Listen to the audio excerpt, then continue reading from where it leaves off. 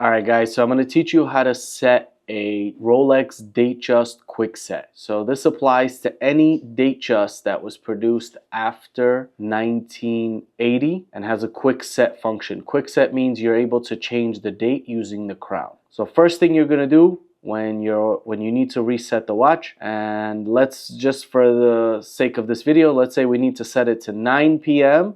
and the 20th in the date. So you wake up, you see that it's at 4, it's not the correct date. You unscrew it gently. You see it's going to pop out by itself. All you have to do is just pull it twice. Now the first thing we're going to do is we're going to go around the clock and pass 12 o'clock. Once we pass 12 o'clock, we'll know if the watch is in AM or PM mode. If the watch is in AM mode and going into PM, the date won't change. If the watch is in PM mode, going into AM, the date will change. So the date didn't change. So now the watch went from AM to PM. So what we're going to do is we're going to set it to 9 o'clock, and we need the 20th date.